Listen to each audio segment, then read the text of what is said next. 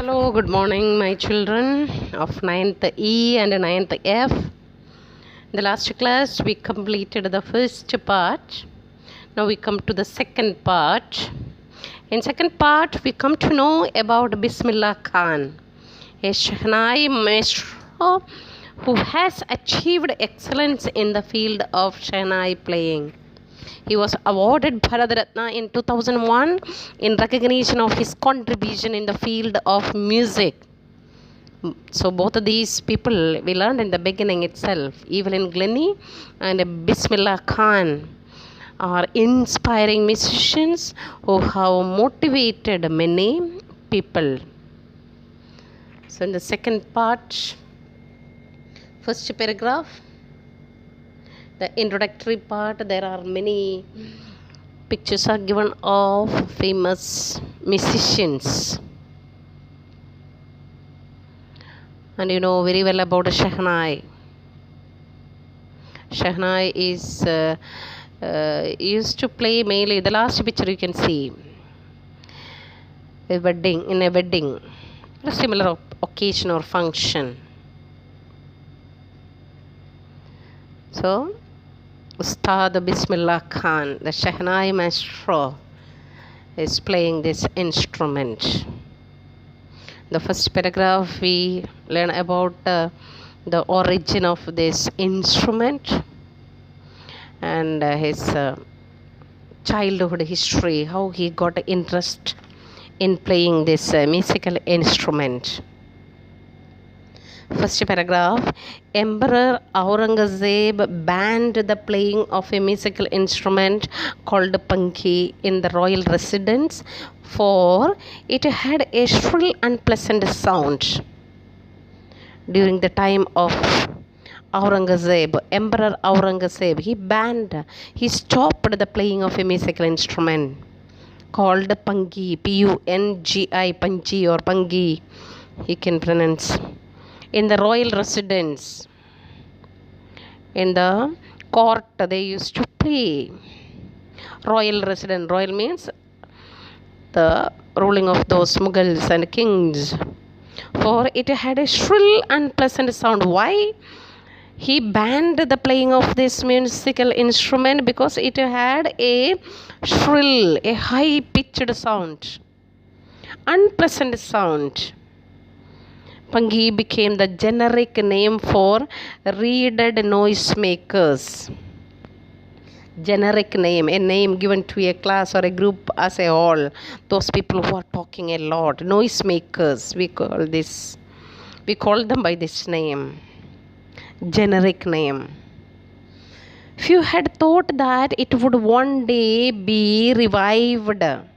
And those people made it as their occupation to make this instrument. They also thought one day this instrument would be revived. Revived means to bring it back in a new form. Revived. Bring it back to use, but in a different way, making the sound so sweet. So, a barber of a family of professional musicians who had access to the royal palace decided to improve the tonal quality of the pankhi. So, family of professional musicians, but he was a barber. He used to come to this royal palace. Then he had a plan to improve the sound of the same pankhi, the tonal quality of the pankhi. He chose a pipe with a natural hollow stem that was longer and broader than the pankhi. And he modified its shape too. He chose a pipe with a natural hollow stem. The stem part is very hollow, but it was longer and broader than the pankhi, which was banned by the emperor Aurangzeb, and made 7 holes on the body of the pipe. When he played on it, closing and opening some of these holes, soft and melodious sounds were produced. In your textbook, both the pictures are given, Pankhi and Shehnai. In the old one, that middle portion is something swollen up. But the other one, Shehnai, is longer than the first one. So he played it. After playing, closing and opening some of these holes, soft and melodious sounds were produced. He liked it very much. He played the instrument before royalty, before emperor. He wanted to play this and make him listen the sound. And everyone was impressed, influenced, very much attracted to the sweet voice of this instrument. The instrument is so different from the Pankhi, had to be given a new name. They thought that, okay, we'll give a new name to this musical instrument. As the story goes, since it was first played in the Shah's chambers and was played by a Nai barber, the instrument was named the Shehnai. Shah, king. Nai, it is played by that barber. So this instrument, new instrument, remodified form of Pankhi, was named the Shehnai. Shah plus Nai, barber, Shehnai. Come to the second paragraph. The sound of the Shehnai began to be considered auspicious. Auspicious, to bring some good luck, good fortune, favorable. That is why by playing these instrument in marriage and all, something good will come to the couples. The sound of the Shehnai began to be considered auspicious.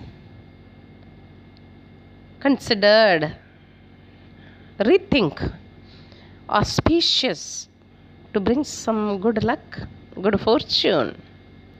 And for this reason, it is still played in temples and is an indispensable component of any North Indian wedding. Indispensable. Without this musical instrument, no function, no piece of work cannot be done. That means unavoidable in such an important occasion. Not only in temples, it's used, still played.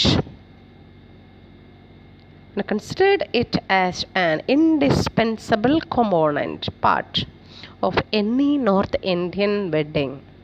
In the past, the Shehnai was part of the Naubab of traditional ensemble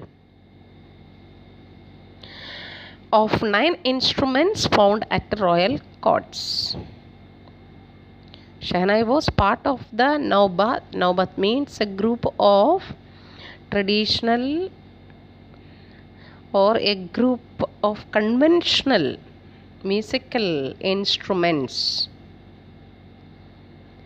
Naubat or traditional ensemble. Traditional ensemble. It's pronounced, ensemble. On. Considered as a group. Ensemble of 9 instruments found at royal courts. Royal courts means the palace of kings or queens. Till recently, it was used only in temples and weddings. Now its kingship rule is over. Now it is used in temples and weddings. The credit for bringing this instrument onto the classical stage goes to Ustad Bismillah Khan. Clear? Second paragraph, the sound of the Shehnai began to be considered auspicious. And for this reason, it is still played in temples. It has its own importance. That's why it is played in temples. And is an indispensable, unavoidable, without which no work can be done, component part of any North Indian wedding. In the past, the Shehnai was part of the Naubat or traditional ensemble of 9 instruments found at royal courts. 9 instruments are there. This is Shehnai is one of them. Till recently, it was only used in temples and weddings. The credit for bringing this instrument, the praise, all the credit for bringing this instrument onto the classical stage. That means to international way, relating to ancient Greek or Latin level. We say classical. Here it means international way. It's one of the most important instruments onto the classical stage. All the credit, all the praise goes to Ustad Bismillah Khan. Next paragraph. As a 5-year-old, Bismillah Khan played gilli danda near a pond in the ancient estate of Dumron in Bihar. He belonged to Bihar. 5-year-old boy, Bismillah Khan. He used to play gilli danda. The village children play with a stick near a pond in the ancient estate of Dumron in Bihar, one of the districts there in Bihar. He would regularly go to the nearby Bihariji temple to sing the Bhojpuri Chaita, at the end of which he would earn a big laddu weighing 1.25 kg, a prize given by the local Maharaja. This happened 80 years ago, and the little boy was travelled far to earn the highest civilian award in India, the Bharat Ratna. He is no more. Recently, only a few years back only, he died. As a 5-year-old called, this also you must think that being a Muslim those days, in the court of Akbar or court of Aurangzeb, all religious people were invited. After playing this gilli danda, he would regularly go to the nearby Bihariji temple. Bihariji, you know that which god? He would regularly go to, as a routine, go to the nearby Bihariji temple to sing the Bhojpuri Chaita, at the end of which, a bhajan like, and after singing, he would earn a big laddu weighing 1.25 kg, and it was a prize given by the local Maharaja. And this happened 80 years ago. He recollects. And the little boy has travelled far to earn the highest. That boy received the highest civilian award in India. That is the Bharat Ratna. It is also because of his hard work, and the practice makes a man perfect. Same thing. He started it at the age of 5. The reason also there, his family belongs to the family of musicians. Let us complete the next paragraph too. Paragraph number 4. Born on 21st March 1916, Bismillah belongs to a well-known family of musicians from Bihar. His grandfather Rasul Baks Khan was the Shehnai Nawaz of the Bhojpur King's court. His father, Paigambar Baksh, and other paternal ancestors were also great Shehnai players. That's why he got that talent. He was born on 21st March 1916 and he belongs to a well-known family of musicians from Bihar. Who is his grandfather? Rasul Baksh Khan. And who was Rasul Baksh Khan? Was the Shehnai Nawaz of the Bhojpur King's court. It's about his grandfather. And who was his father? Paigambar Baksh. And other paternal ancestors were also great Shehnai players. This is about his childhood. So we learned that Pangi was banned and then revived. The reason also we know it had a shrill and unpleasant sound. That's why Emperor Aurangzeb banned that instrument, and a barber of a family of professional musicians decided to improve the tonal quality of this Pangi, and he wanted to present it before royalty, and everyone was impressed.